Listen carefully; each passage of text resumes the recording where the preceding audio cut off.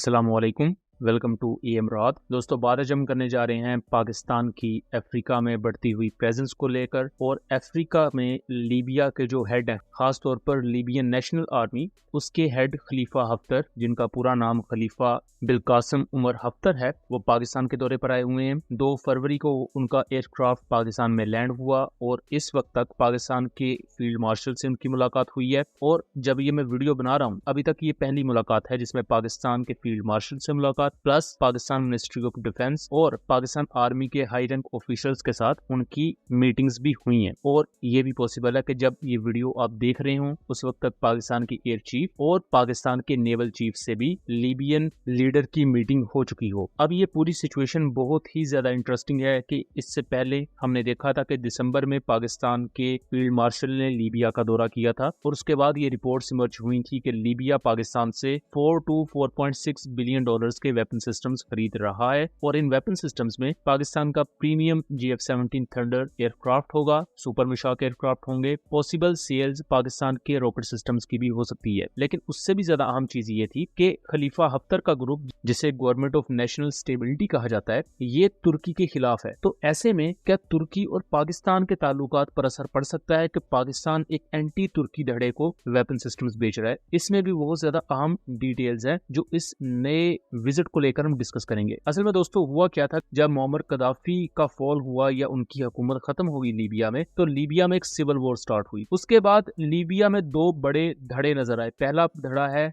GNU यानी कि government of national unity, जो कि त्रिपोली ग्रुप भी कहलाता है और लीबिया के मगरबी हिस्सों पर इनकी हुकूमत है। इनके ताल्लुकात तुर्की से बहुत अच्छे हैं। तुर्की ने रिसेंटली अकंजी ड्रोन और इसके साथ साथ TB2 अनमैन्ड एरियल सिस्टम्स भी इन्हें प्रोवाइड किए हैं। लेकिन इनके पास जो एरिया है वो बहुत ही ज्यादा कम है। दूसरी तरफ जो बड़ा धड़ा है, जो कि लीबिया के सेंट्रल, फिर ईस्टर्न, नॉर्थ और इवन साउथर्न एरियाज को भी अपने अंडर रखे हुए है, वो है फील्ड मार्शल खलीफा बिलकासम हफ्तर का ग्रुप, जिसे गवर्नमेंट ऑफ नेशनल यूनिटी कहा जाता है और इनकी आर्मी को LNA यानी कि लीबियन नेशनल आर्मी कहा जाता है। और ये इंटरनेशनली रिकॉग्नाइज्ड हिस्सा नहीं है लीबिया का। और इन दोनों के दरमियान उस वक्त से लेकर आज तक एक सिविल वॉर लड़ी जा रही है। इवन दो के इन दोनों धड़ों के दरमियान निगोशिएशंस की भी इससे पहले मुख्तलिफ कोशिशें हो चुकी हैं, लेकिन कोई खातिर खा नताइज नहीं निकले। लेकिन रिसेंट कुछ रिपोर्ट्स के मुताबिक तुर्की ने बैकडोर डिप्लोमेसी के तहत हफ्तर ग्रुप के साथ भी ताल्लुकात बेहतर करने की कोशिश शुरू कर दी है। और उसी दौरान पाकिस्तान के फील्ड मार्शल ने भी लीबिया का दौरा किया। वहां पाकिस्तान के फील्ड मार्शल ने बेसिकली इंडिया के खिलाफ अपनी कामयाबियों की बात की, खास तौर पर कि किस तरह पाकिस्तान ने अपने इंडिजिनस वेपन सिस्टम्स को यूज करते हुए इंडिया के प्राइम वेपन सिस्टम्स को डिस्ट्रॉय किया, चाहे वो राफेल हो इंडियन एयरफोर्स के या उनका premium air defence system S-400। Pakistan ने ये तमाम चीजें डिस्ट्रॉय की। पाकिस्तान ने इंडिया के खिलाफ उस पूरी कैंपेन में multiple indigenous weapon systems use किए, जहां पाकिस्तान मेड GF-17 थंडर्स ने S-400 को निशाना बनाया और इंडिया की मल्टीपल एयर बेसेस को पाकिस्तानी मेड फतह 1 और फतह 2 मल्टीपल लॉन्च रॉकेट सिस्टम्स के थ्रू डैमेज किया गया। और इन तमाम चीजों से इंप्रेस होकर लीबिया ने एक बड़ी डिफेंस डील भी पाकिस्तान के साथ साइन की। इन्हीं मालूमात पर हम इससे पहले भी वीडियोस बना चुके हैं, लेकिन ये जो रिसेंट डेवलपमेंट है ये बहुत ही ज्यादा अहम है। मल्टीपल सोर्सेस इस चीज की तरफ भी पॉइंट आउट कर रहे हैं कि लीबियन लीडर इस वक्त पाकिस्तान में मल्टीपल जो डिफेंस पैक्ट हैं या जिस डिफेंस पैक्ट को लेकर लीबिया और पाकिस्तान के दरमियान बात चल रही थी, खास तौर पर GF-17 थंडर की प्रोक्योरमेंट को लेकर, सुपर मिशाक एयरक्राफ्ट की प्रोक्योरमेंट को लेकर और पाकिस्तान नेवी की लीबिया में डिप्लॉयमेंट को लेकर एक मुआहिदा साइन किया जा सकता है, एक प्रॉपर डील साइन की जाएगी, जिसके बाद पाकिस्तान उस पर अमल दरामद शुरू करेगा। अभी इस वक्त अगर आप पूरी दुनिया में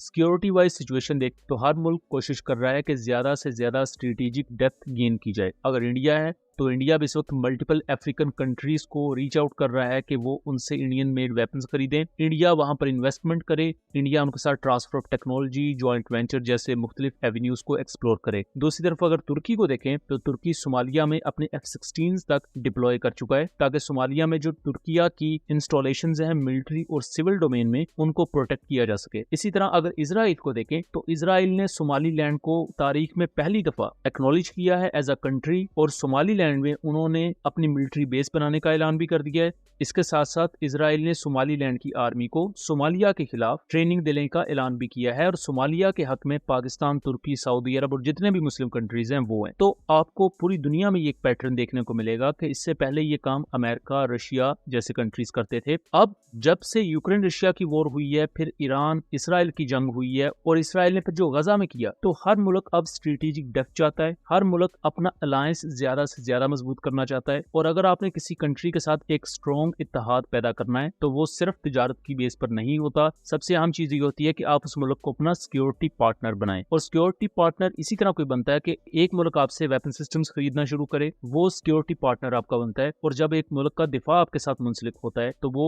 इवन पॉलिटिकल मामलात में, ट्रेड के मामलात में भी आपको बहुत ज्यादा हेल्प आउट करता है। और पाकिस्तान और लीबिया के दरमियान अगर ये डिफेंस डील साइन होती है जो कि $4 बिलियन से ज्यादा की बताई जा रही है, तो ये एक बहुत बड़ा माइलस्टोन होगा जो 2026 की शुरुआत में पाकिस्तान अचीव करेगा। इसके साथ साथ रिपोर्ट्स ये भी हैं कि सऊदी अरब इसको फाइनेंस कर सकता है, बिकॉज लीबिया की अभी वो कंडीशन नहीं है, खासतौर पर इवन अगर दोनों ग्रुप्स को ये देखा जाए कि वो इतनी बड़ी डिफेंस डील को आगे लेकर चल सकें, तो उनको फाइनेंस करने के लिए यहाँ सऊदी अरब नजर आ सकता है। तो इस तरह सऊदी अरब और पाकिस्तान का डिफेंस पैक्ट, उसका एंगल भी हमें इस पूरी सिचुएशन में देखने को मिलेगा। पाकिस्तान की लीबिया में प्रेजेंस से ये मौके बढ़ जाते हैं कि पाकिस्तान GNU गवर्नमेंट और GNS गवर्नमेंट के दरमियान कुछ सुलह का रास्ता निकाल सके और अल्टीमेटली हमें लीबिया एक यूनाइटेड फॉर्म में नजर आए। क्योंकि अभी जो लीबिया में सिविल वॉर है वो खत्म होगी तो वहां स्टेबिलिटी आएगी और तभी ये पॉसिबल है कि पाकिस्तान वेपन सिस्टम्स को डिलीवर करे। अदरवाइज इन तमाम चीजों का कोई फायदा नहीं है। तुर्की भी लीबिया की यूनिटी में ज्यादा इंटरेस्टेड इस वजह से है बिकॉज तुर्की और दूसरे European nations plus America plus Canada, इन कंट्रीज की बहुत बड़े तादाद में जो ट्रेड है वो मेडिटेरेनियन सी से गुजरती है, जहां अगेन लीबिया मौजूद है। सो अगर इतने बड़े मुल्क में डिस्टेबिलिटी रहेगी तो वो अल्टीमेटली पूरी दुनिया की तिजारत को अफेक्ट करेगी और वो किसी के भी हक में नहीं है। तो पाकिस्तान एक बहुत बड़े पैमाने पर अमन के लिए अपना रोल प्ले कर रहा है, लेकिन हम अगर इसको डिफेंस के पॉइंट ऑफ व्यू से देखें तो ये पाकिस्तान की डिफेंस एक्सपोर्ट्स के लिए भी बहुत बड़ी कामयाबी है। प्लस इसके साथ साथ ये ऑल अराउंड द वर्ल्ड एक एक्नॉलेजमेंट है कि पाकिस्तानी मेड वेपन सिस्टम्स कितने ज्यादा क्रेडिबल हैं और उनकी क्रेडिबिलिटी पूरी दुनिया में मई के महीने के बाद साबित हो चुकी है, जिनको लेने के लिए लीबिया और दूसरे कंट्रीज इस वक्त लाइन में खड़े हुए नजर आते हैं। सो दोस्तों, ये था एक एनालिसिस। उम्मीद करता हूँ चीजें क्लियर रही होंगी। वीडियो पसंद आई हो तो इसे ज्यादा से ज्यादा शेयर कीजिएगा ताकि इस तरह की मजीद इन्फॉर्मेटिव वीडियोस हम आपके लिए लेकर आ सकें। मिलेंगे अगली वीडियो में, तब तक के लिए अल्लाह हाफिज।